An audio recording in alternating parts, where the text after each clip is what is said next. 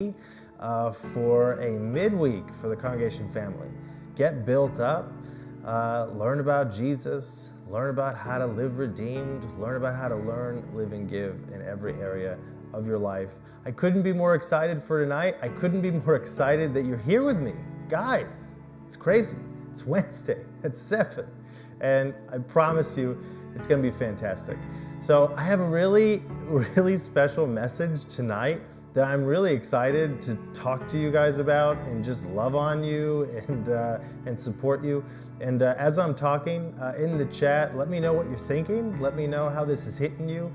I would love to kind of get what you guys are feeling. And so the title tonight is about how not to miss your moment.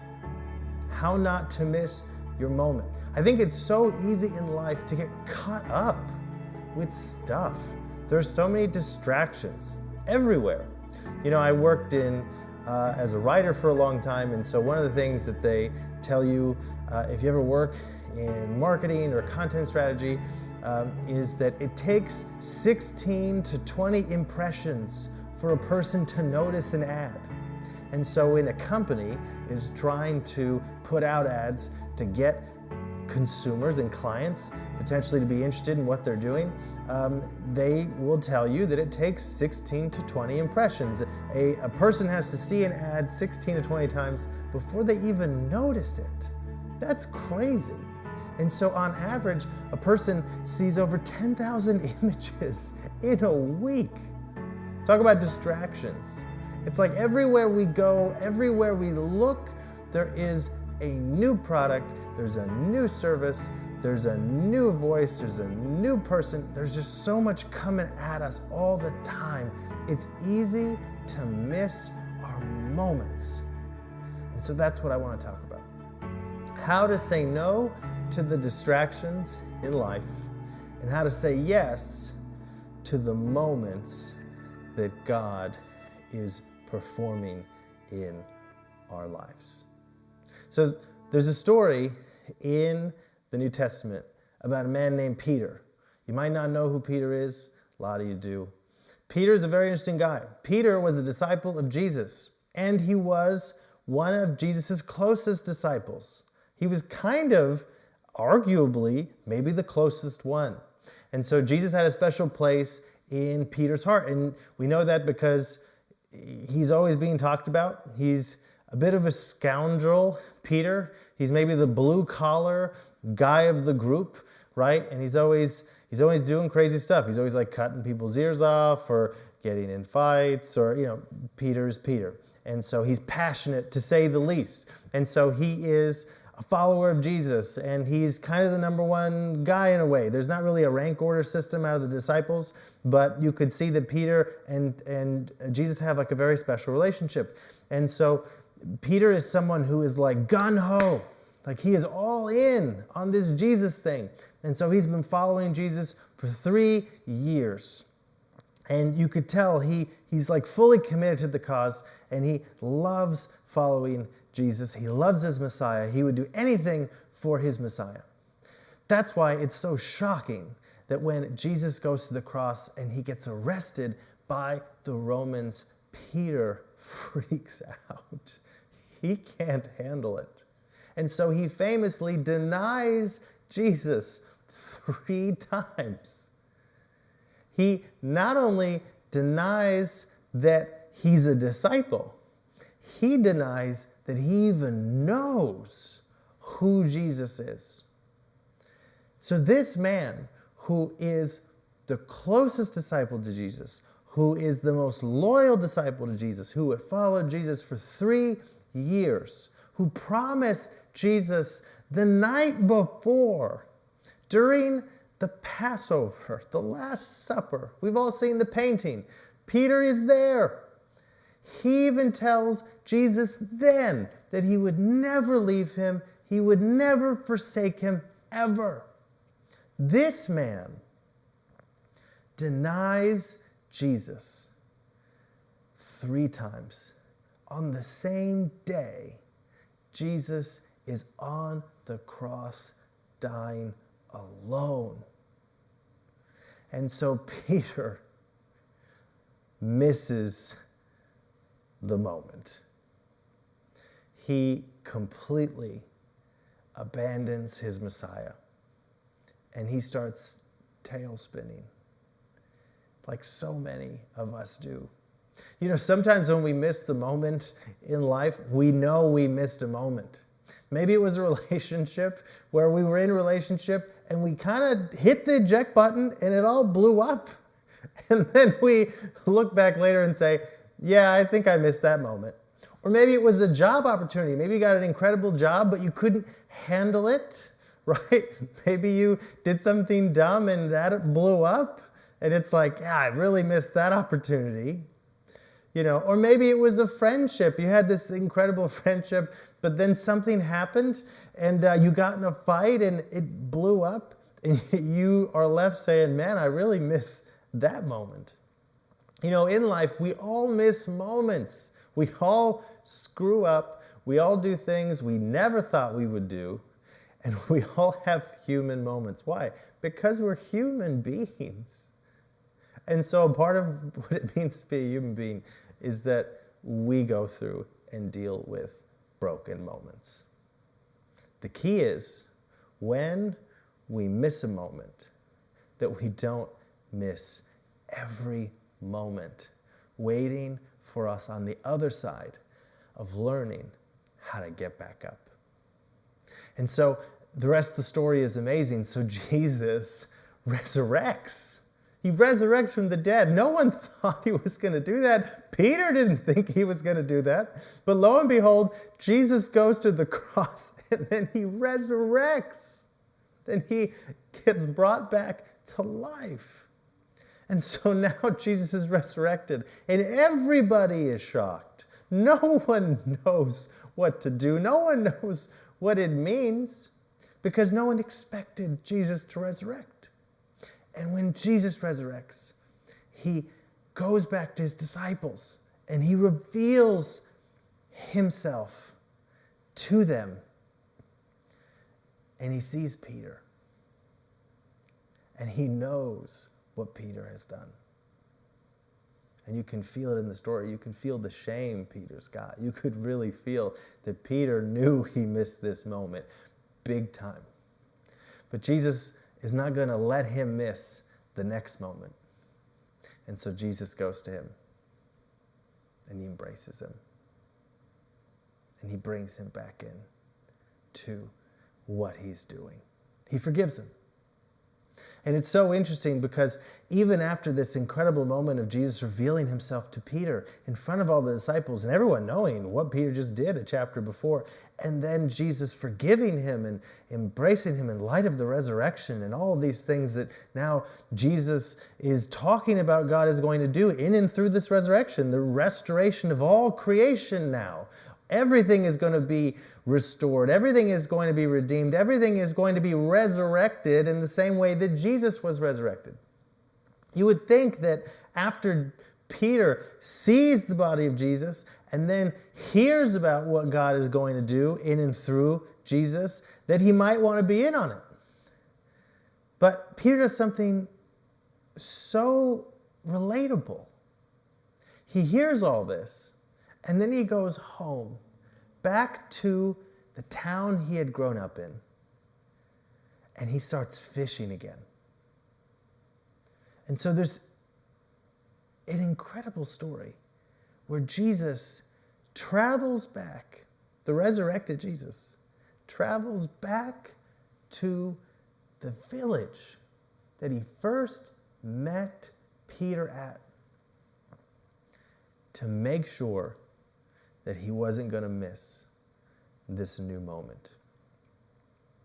Sometimes in life, when we miss a moment, we count ourselves out and we convince ourselves that nothing good can happen again. I was hurt in this relationship. I'm never going to be happy again. I lost my job. I'm never going to be successful again. Right? I got a divorce. I'm never going to have my family life again. Whatever it is, I, I dealt with this, and that now means that I can't do this. And so Peter, like all of us, counted himself out because he had missed a moment. And so he goes back. He doesn't know what to do. He goes back to the place where everything started and goes back to fishing. After seeing the resurrected Jesus, he goes back to fishing, thinking, God can't do anything through me. Peter, the man who walked with Jesus for 3 years, the man who was one of his most loyal disciples, the man who was taught how to minister, how to pray for people, who learned at the feet of the best leader who have ever lived, he thinks that he has nothing to give? Jesus goes to Peter and he hangs out with him. He fishes with him. It's crazy. And then he makes food with him. And as a reader, you're reading the story and you're like, okay, like, what happens next? And as Jesus is sitting with Peter, he looks at Peter and he says, Peter, Jesus says this. He says, Peter, will you feed my sheep? And Peter goes, of course, Lord. Yeah, of course. I mean, my gosh, I followed you for 3 years. Why would I not? Of course, anything you need. And then Jesus says, Peter, will you feed my sheep? And Peter goes, yeah, I mean, I just said I would, of course. I'm in the game, man. I said yes once. I can be called up again. And then Jesus waits again, and he says, Peter, will you feed my sheep? And at this point, you can hear Peter's not only frustrated, he's starting to get hurt by this. It's speaking to his soul because here's Jesus, his Messiah, this person, they've had a special connection. He's lived and by this man and served this man and served the purposes of this man. And now this man is questioning him, his loyalty, his love for him. And Peter again says, of course. And you can just hear the brilliance in Jesus because he can see that Peter has counted himself out. And he is asking Peter, can you find it in yourself? Can you find it in yourself to let go so that you might say yes to me? I love this relationship between Peter and Jesus because Jesus had every reason not to be there, but he was there. The resurrected Jesus. Okay, guys, so Jesus resurrected. He's resurrected. He doesn't have to go back. He doesn't have to hang out with the same group of people. He's a resurrected Jesus. He can literally do and go wherever he wants. He could be with any person ever in the world at that moment. Yet he goes back to Peter's hometown to go get him. And you get this sense that Jesus is saying, I'm here. I am doing the work of my Father. I am resurrected, and I am going to resurrect everything else. We are in a moment. Peter, don't miss this moment. Don't miss what I am trying to invite you to. Don't miss what I'm trying to get you to be a part of. I'm Peter, I'm Jesus, I'm in front of you. I tracked you down. I am restoring everything that has ever been broken. And I want you, Peter, to be a part of it. And I don't just want you to be a part of it. I'm going to start with you.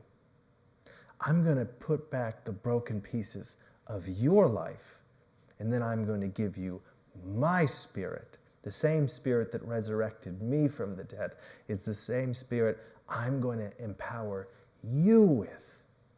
And I am asking you to say yes to this moment.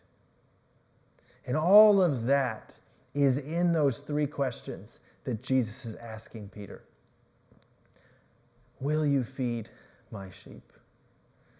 Peter, we all have moments we've missed. It's okay. I forgive you. But please, don't let that mean you're going to miss this. And so today I want to encourage you that there is a new moment on your horizon, that God is doing a new thing in your life. God is restoring you in a way that you can't even see yet. He is redeeming you to a place that you haven't reached yet. And you can't articulate it because you haven't gotten there yet. But God is the author and the finisher of your faith. He is the great God who defeated sin and death. He is the God who is restoring all things. And that God is now in front of you. And he's saying, don't miss this moment. Don't miss having a relationship with me. Don't miss serving alongside of me. Don't miss what we're going to do in and through God's redeemed people. Don't miss the restoration. Don't miss the redemption. Don't miss the salvation. Don't miss all the things that God is going to do. And certainly don't miss it because you're counting yourself out. I just want to say, today, say yes to this new moment. Say yes to Jesus. Say yes to a relationship with Jesus. Say yes to growing in Jesus. Say yes to being on Team Jesus. Say yes to everything God is doing and everything God wants to do in your life and through your life. Today, say yes to this new moment and be a part of feeding God's sheep. God bless you. Have an incredible week. I will see you Sunday at 10 a.m.